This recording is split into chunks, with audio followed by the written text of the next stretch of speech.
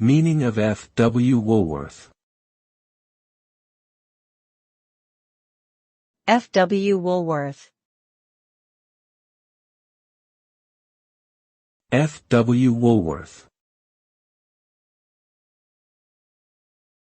F W Woolworth. F W Woolworth.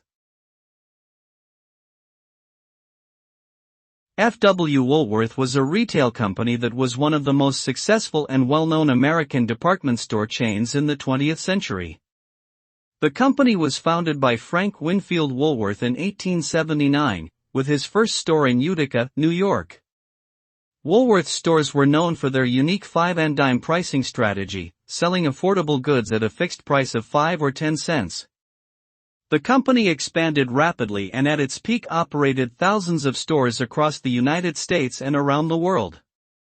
However, Woolworths faced stiff competition from other retailers and ultimately declared bankruptcy in 1997.